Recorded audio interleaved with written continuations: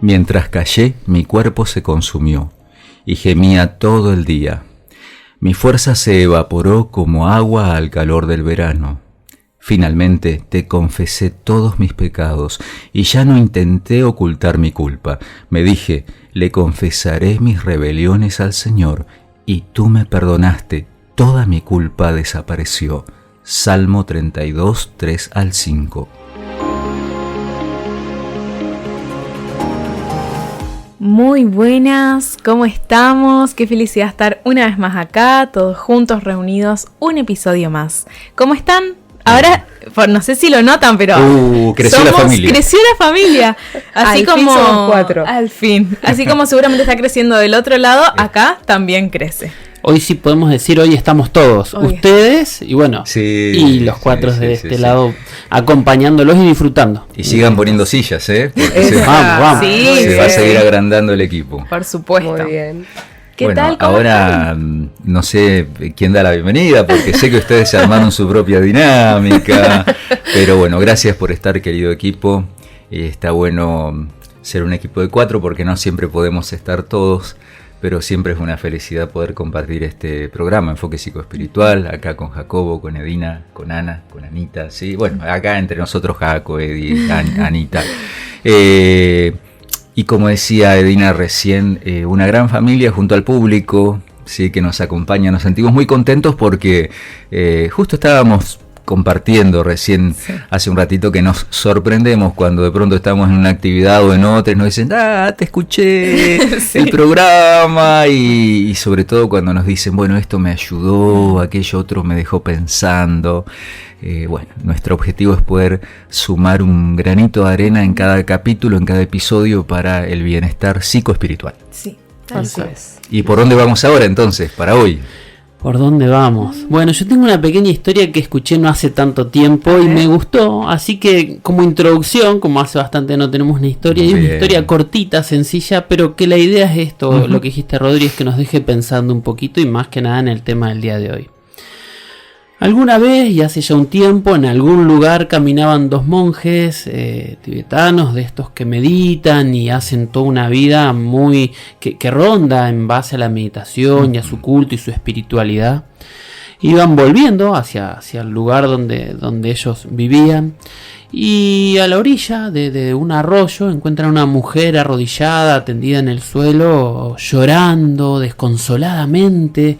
Entonces, bueno, el monje más joven le pregunta qué le pasa, qué ha pasado algo, qué le está sucediendo, por qué llora así, por qué se siente así. Entonces ella le dice, es que pensé que mi madre había muerto y resulta que no, que está muy enferma, pero no está muerta y quiero ir a verla. Y bueno, ¿y por qué no va? Y no, porque está este arroyo y yo no puedo cruzarlo. Sola no, con mi bolsa de ropa no puedo, necesito ayuda. Quizás ustedes me podrían ayudar. Y dejó de llorar y como que, bueno, cierta sonrisa porque dijo, bueno, quizás estos hombres podían ayudarla. Y este monje joven le dice, disculpe, sabe que tenemos un voto de castidad y nosotros no podemos tocar a las personas del sexo opuesto. La verdad es que No podemos entrar en contacto. Exacto. Entonces la mujer nuevamente se echó a llorar y se sintió muy triste porque lo que parecía su solución ahora no lo era. Entonces el monje más anciano, muy sabiamente, no dijo nada, se agachó y le hizo una seña a la mujer, la cargó en andas sobre sus hombros, cruzó el arroyo Y la dejó después del otro lado. La dejó del otro lado, la bajó. El monje más joven, que también había cruzado el arroyo detrás, sin decir nada, hicieron su camino. La mujer le quiso agradecer, el monje anciano dijo, no, está bien. Tan solo con una seña y siguieron. Le quedaban unos 8 o 10 kilómetros hasta que llegaron y ya casi llegando a donde iban, el monje más joven no se aguantó y le dijo, ¿qué pasó, digamos? ¿No? Maestro, Quería como una explicación, como Rompió su voto. rompió su voto y es claro, ¿no? Lo que nos enseñaron es muy claro y entonces el monje, el maestro más anciano le dice, joven, dice, yo ya la bajé allá, ya la dejé, ya no la cargo más. pero vos todavía la estás cargando sobre tus hombros. Vos la seguís llevando. Mirá. Hay pesos, ¿no es cierto?, que no se ven, pero se sienten. Y a veces no están en la espalda como este monje, ¿no? Claro. Sino que están en nuestro interior. Este monje más joven, está buena la respuesta del maestro, ¿no? Del monje más anciano. Vos la seguís llevando en tus hombros, seguís pensando en eso. Te sigue pesando. Te sigue pesando, ¿no? O sea que psicológica y espiritualmente estaba pasando algo muy fuerte con el más chico, ¿no? Con el joven. ¿Qué? Estaba... Bueno, explíquenos ahora. ¿Lo dice? ¿Quién lo dice? No, yo conté la historia. Bueno, hoy estamos hablando de este peso, ¿no? Que no se ve, Pero se siente. que no lo llevamos normalmente en los hombros ni en la espalda, pero sí en el alma, y que se suele llamar como lo que le estaba pasando a este chico, al monje más joven, se suele llamar culpa. ¿Sí? Este muchacho tenía una situación de culpa encima, que el maestro, el monje más grande, evidentemente lo había resuelto. Claro. Y por eso me encanta la respuesta del monje mayor, ¿no? Yo ya me saqué ese peso encima. Vos hace 10 kilómetros desde que cruzamos el arroyo lo seguís teniendo encima. El tema es cuando no son solo 10 kilómetros. El tema es cuando son años quizá que uno carga con pesos que podría haber dejado allá atrás y los seguimos llevando, y eso nos termina enfermando. Por eso arrancábamos con este texto precioso del Salmo 32, ¿no?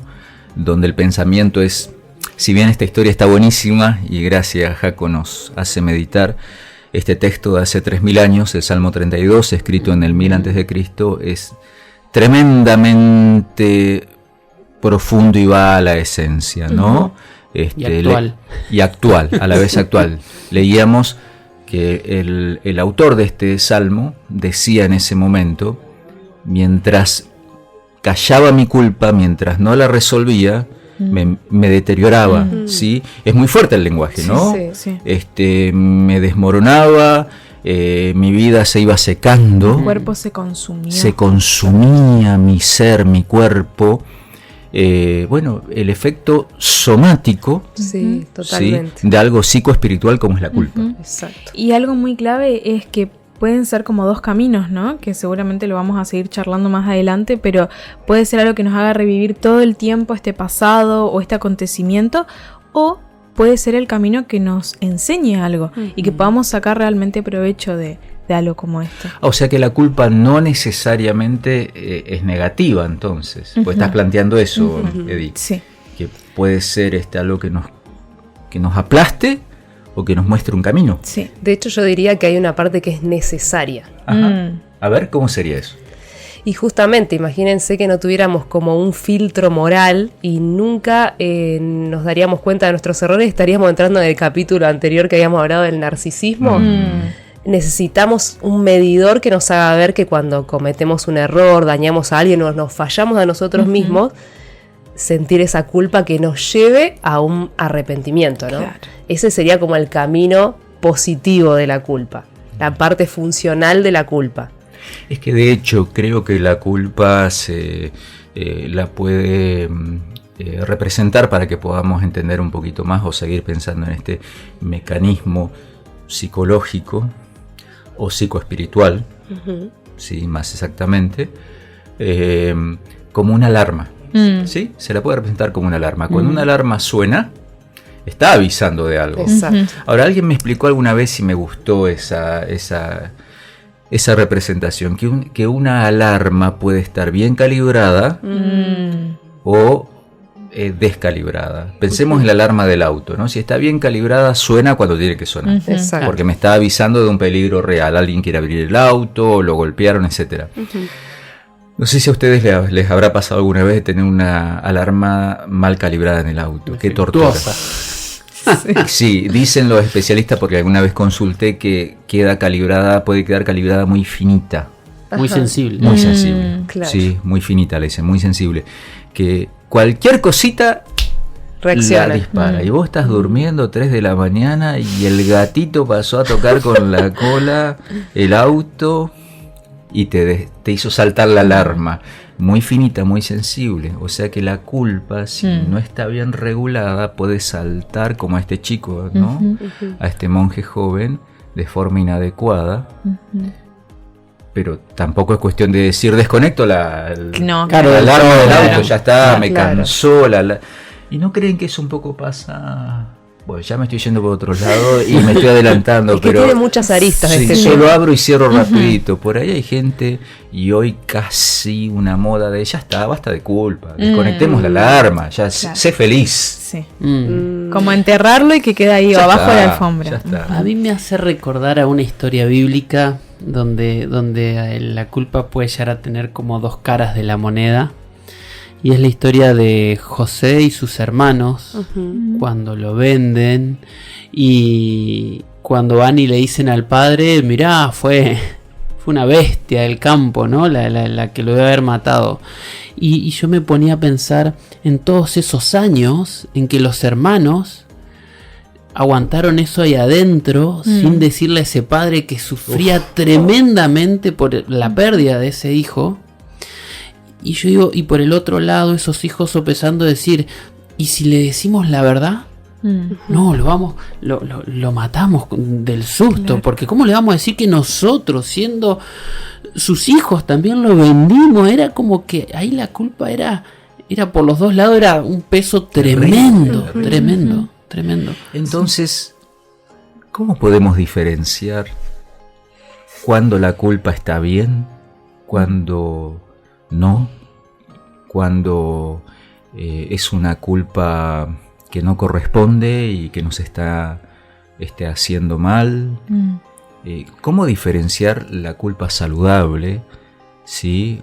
La culpa funcionando bien como un mecanismo psicoespiritual que nos avisa, una alarma que nos dice cuidado con esto, ¿sí? Como los hermanos de José, ¿no? Cometieron tremendo delito, ¿sí? Y la alarma sonaba y ahí estaba bien que sonara. Y se la aguantaron años y que habrán quedado destruidos. Pero ¿cuándo diferenciar que no, que es una culpa que no tiene sentido que la siga llevando? Creo que algo que nos puede ayudar mucho es poder analizar la responsabilidad que tuvimos ante el hecho. ¿Somos realmente responsables de lo que pasó o no? No es nuestra responsabilidad.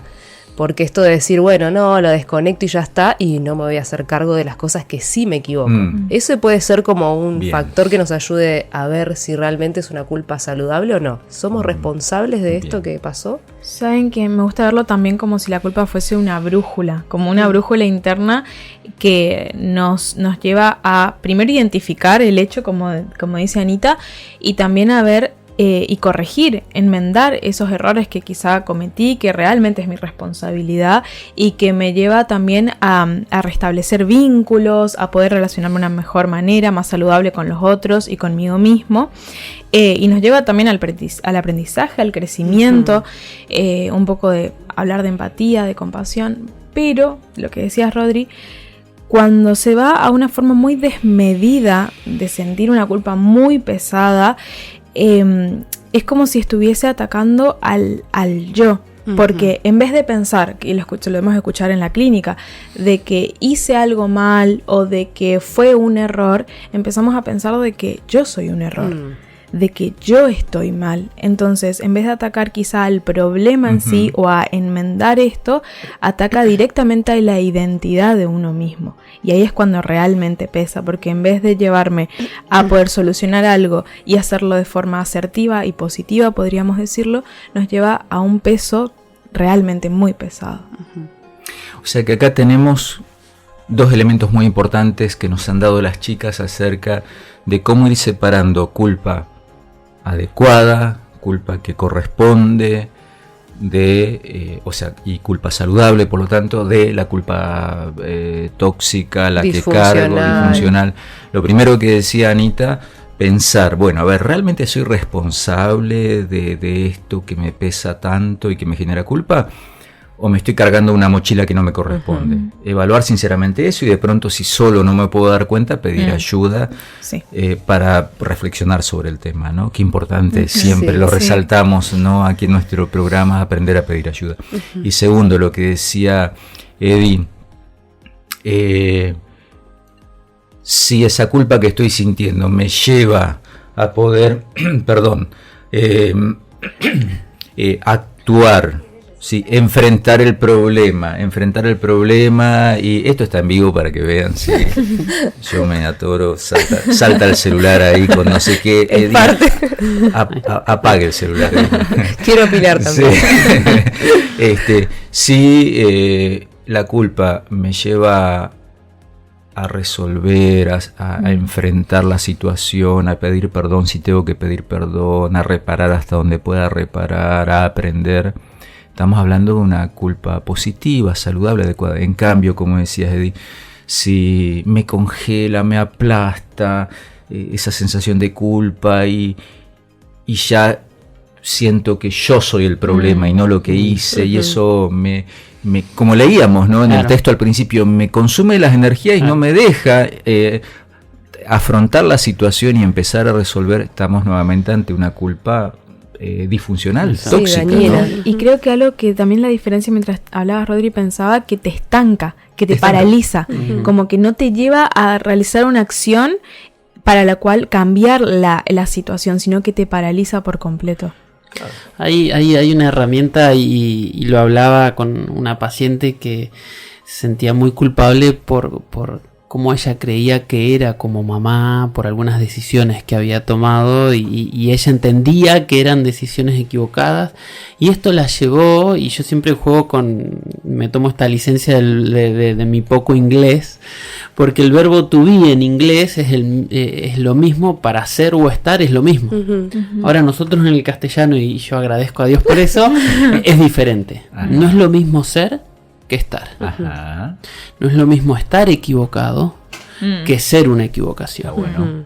Entonces creo que un poquito apoyando lo que decía Eddie, que es la misma idea, ser conscientes y preguntarnos muchas veces de realmente soy una mala madre, soy una mala persona, o estuve mal con esto que hice, o tomé quizás una decisión, o dije unas palabras equivocadas, pero eso no me convierte en soy esto y me define durante toda mi vida como esa mala persona.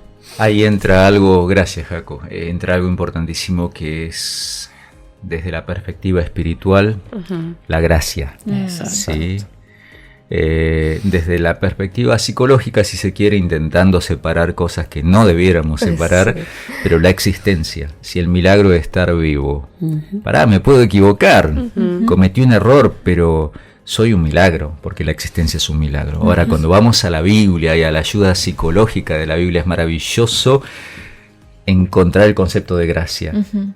Dios te sigue viendo con ojos de amor porque sos su hijo, sos su hija, y sabía que te ibas a equivocar. Igual sigue creciendo en vos y acompañándote y ayudándote a crecer y a enfrentar tus errores, no para desconectar la alarma, porque la Biblia nunca propone desconectar la alarma. Cuidado con esas interpretaciones distorsionadas de que, bueno, como Dios nos ama, listo, ya está, no importa, hago lo que quiero, me causo daño a los demás con mis acciones. No. Dios estableció el mecanismo de la culpa saludable para que la alarma nos suene y nos llame la atención. Cuidado, que acá estás dañando a otro o a vos mismo con tus conductas, ¿sí? Con tus actitudes, pero esa alarma Dios quiere que se la entreguemos para que Él nos ayude a reflexionar y a actuar positivamente, ¿sí? No de forma tóxica, como decíamos autodestructiva, recién, sí, torturándome, como decía, está muy bueno el ejemplo, Jaco, del consultorio, esa mamá, ¿no? Ay, ¿por qué cometí este error, cómo no pude darle esta educación a mi hijo, a mi hija. Pará, todos nos equivocamos, ¿sí? Resolvamos eso lo mejor que podamos, recibamos el perdón de Dios y actuemos para que esa culpa se elabore positivamente. Y actuemos valorando que Dios me sigue amando y me va a seguir ayudando a crecer. Y pienso de que también en estos dos caminos tenemos como las dos opciones, de la voz de Dios realmente que nos lleva al arrepentimiento, a los pies de Jesús, a que busquemos esta gracia, y por el otro lado la voz del enemigo que nos dice que no podemos volver a Dios estando así de sucios, habiendo cometido este error, que no somos merecedores de, y si bien realmente, no somos merecedores de, pero justamente ahí actúa la gracia. Entonces tenemos estos dos caminos para la culpa, el lado que Dios impuso o creó, y del otro lado la voz del enemigo que nos dice que no podemos volver a esos pies o a esos brazos de amor. Incluso en la Biblia vemos un montón de claros ejemplos de muchos personajes que cometieron un montón de errores, ¿no? Pero como el Señor siempre vio el potencial de ellos y siguió, y lo promete, no abandonando su obra hasta perfeccionarla, ¿no? Pero es Él el que hace ese querer y hacer su buena voluntad. Y bueno, ahí la gracia que nos cubre a todos y que nos hace ver diferentes, como errar al blanco, ¿no? Ninguno que de nosotros que queramos de una ir vamos a acertar al blanco, sino que vamos a ir intentando con la intención de llegar a ese blanco, y cada vez nos vamos a ir acercando y nos vamos a hacer más eficientes en ese tiro, ¿no? Pero a veces nos condenamos, ¿no? Con el error. Bueno, en este contraste a mí me impresiona mucho el contraste entre Pedro y Judas, dos discípulos de Jesús. Exacto. Que hasta último momento estaban en situación total de igualdad, por así decirlo, porque ambos eran sumamente valiosos ante los ojos de Jesús y de Dios, y lo fueron hasta último momento, porque Dios nos ama realmente a todos por igual, somos todos sus hijos. Pero tanto Pedro como Judas se equivocaron feo. Ambos cometieron el mismo error. Claro. ¿Sí? Ambos lo traicionaron horrible a su maestro, a Jesús, y ambos se sentían recontra culpables y tenían razón para sentirse. Exacto. Pero justamente Pedro pudo dar un pasito más ahí en el espacio maravilloso y misterioso que nuestro Creador nos ha dejado para el libre albedrío, el misterio y la profundidad y la perfección de la libertad con la cual Dios nos ha creado. En ese espacio Pedro dio un pasito más de decir: te entrego esta culpa, Dios mío, que me está matando, me equivoqué horrible y ya no puedo cambiar lo que hice. Y sí, la Biblia dice que Pedro lloró amargamente, se revolcó, se desesperó, pero le entregó su culpa. Exacto. A Dios. Judas también se revolcó, se desesperó, se retorció de dolor por su error, pero en lugar de mirar a Dios y una oportunidad más que Dios le podía dar, solo quedó con una mirada egocéntrica, él en el centro, solamente torturándose. No puede ser que me haya equivocado así, que haya hecho tremendo desastre. Soy lo peor del universo, traicioné a Dios de esta manera, y se autodestruyó. Sabemos, la Biblia nos dice con mucha tristeza que se ahorcó Judas. Entonces, y nunca hubo un arrepentimiento, digamos. Claro. Reconoció, tal vez en su forma, porque quedó evidente expuesto, pero no hubo un arrepentimiento. Es que para entregarle tu culpa a Dios tenés que dar ese paso fundamental de entrega, que es el arrepentimiento, reconocer: me equivoqué. Pero justamente ahí es donde nos empezamos a separar de la culpa tóxica para ir hacia la culpa saludable. Exacto. Y creo conveniente, más que nada por el tiempo que siempre nos corre, poder ya charlar. Nos empezó a meter culpa con el tiempo. Claro, sí. Está bien, pero tiene razón. Tenemos todavía un tiempito. Poder charlar un poquito sobre, bueno, entonces, ¿qué podemos hacer para poder reconocer esto y poder llevarlo por el camino quizá de la culpa más saludable? ¿qué herramientas podemos obtener o tener o pensar, por lo menos? Eso le estábamos por preguntar a ustedes. ¿a mí? ¿Qué herramientas? Sí, porque ahora que Me miremos devuelve la hora, pelota. Sí, Claro. totalmente. Desde ya Ujú. estoy mirando y pensé que teníamos más tiempo, así que tenemos que ir cerrando con herramientas puntuales. Claro que sí. Bien. Algo muy clave, primero que todo, como casi siempre venimos charlando, es reconocerlo. Ujú. Identificar qué es lo que estoy sintiendo. Poder realmente mirar si soy responsable en esto, si no, si qué tanto estoy cargando con algo que me corresponde o no. Ujú. Analizar ese grado de responsabilidad. También poder reparar en la medida de lo posible. Si realmente considero que, bueno, esto fue mi culpa o tengo la responsabilidad sobre esto que aconteció, ¿qué puedo hacer para poder solucionarlo, para poder enmendar esto que sucedió? También poder... Perdón, y aceptar lo que no puedo reparar. Sí. Claro. También, exacto. Porque hay cosas que no voy a poder reparar y ahí está la gracia de Dios, pero yo tengo que aceptar esto, ya no lo puedo cambiar. Sí. Y algo que viene muy de la mano es esto de la compasión, de poder mirar y decir, bueno, hasta acá llego. Hice todo lo posible, ahora lo imposible queda en manos de Dios, Exacto. del único capaz de poder realmente encargarse de lo imposible. Y junto con esto, el orar, entregárselo realmente a Dios, porque donde la culpa no puede llegar o cubrir, la gracia sin duda sí lo puede hacer. Entonces, en vez de ser como Judas, que lo consumió su culpa creyendo que solamente él era el único responsable de poder estar mejor o de poder estar bien, cuando en realidad es la gracia lo que nos restaura. Entonces, poder realmente entregárselo a Dios es lo que va a hacer que nosotros podamos ser perdonados por ese Dios y perdonarnos a nosotros mismos, o en el caso de tener un problema con un otro, también poder perdonar a ese otro. Tenemos que ir cerrando. Jacobo, Anita, algo para cerrar. Lo que quieran agregar. Ana. Tienen 35 segundos cada Bueno, uno. estaba pensando justamente en lo del perdón. No quería tirar esa bomba porque vamos a tener que abrir otro episodio más para hablar de eso, pero justamente lo que puede como cerrar este sentimiento de culpa y el arrepentimiento a lo que nos lleva es el perdón, ¿no? Entonces sentirnos perdonados es como sacarnos esa mochila que pesa tanto. Sí. Pero bueno, lo vamos a dejar para otro momento. No quería tirar la bomba, pero la tiró. Claro, Entonces claro. el próximo capítulo Así vamos hay a tener próximo que capítulo. hablar del perdón.